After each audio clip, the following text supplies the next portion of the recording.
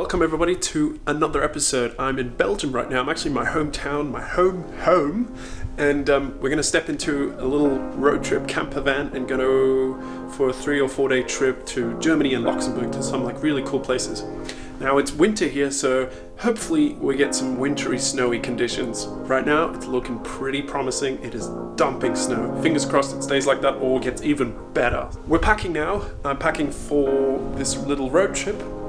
As you can see, a massive pile of gear. There's lots of new stuff that has come in. I'm going to be reviewing a cage for the EM1 and going to be doing some filter tests and hopefully some weather sealing as well in the extreme conditions. And there's going to be another tutorial on the screen as well, some editing tutorials, maybe a new preset pack. So lots of cool stuff coming up in the next 3 or 4 days, plus the weeks after that it takes me to put it all together. So yeah, let's go on a little adventure.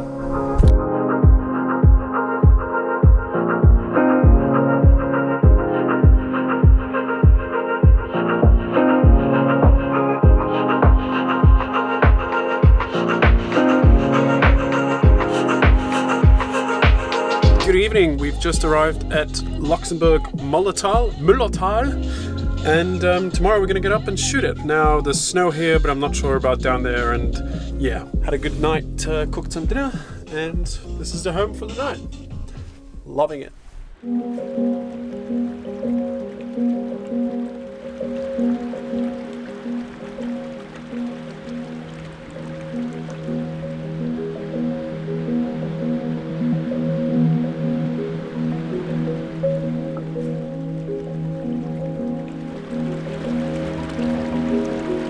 I'm in Luxembourg. We're exploring Little Switzerland. Yes, in Luxembourg. It's a bit weird, but it's also known as Mullertal. It's got these beautiful rock formations, some iconic spots, and hopefully we can get some cool shots. Now I was hoping that we would get some snow and wintry conditions, frozen water, frozen streams, but unfortunately the climate here is very different, so yeah, it's all just a bit wet and muddy. I don't actually know if we'll get a good photo, but you never know before you go, so let's go explore and see what we can get.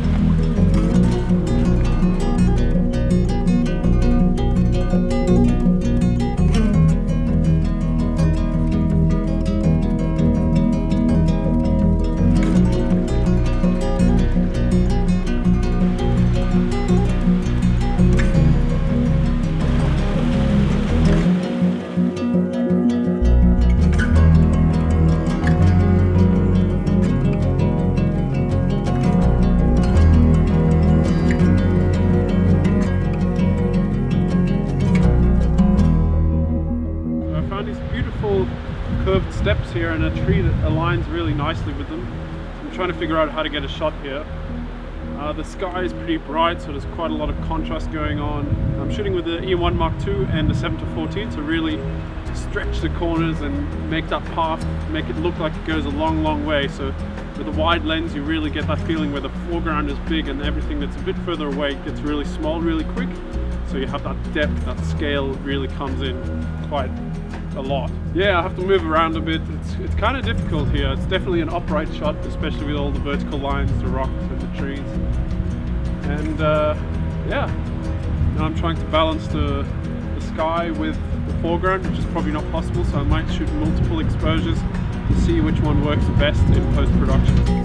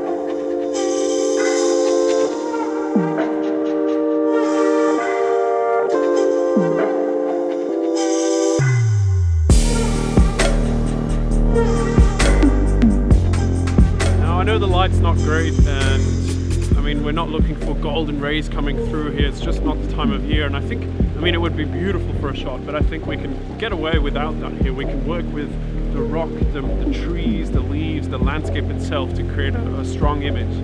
So what I really enjoy here is that we have there's a human part in this part of nature. So we have the paths that have been here for a long time, so they've sort of become part of nature, but there's definitely this human touch. As you can see behind me, we've got the rail, but the rail is like old and it's almost blending in, but there's definitely still that separation between human element and nature element.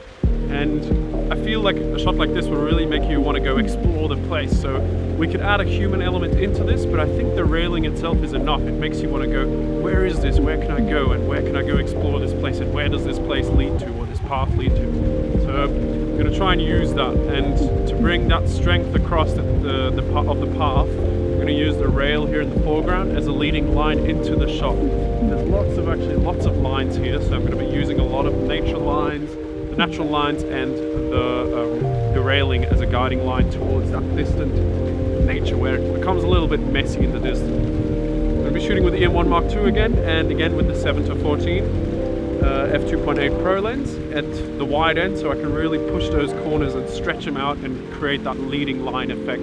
I'll emphasize that. So yeah, let's give this a shot.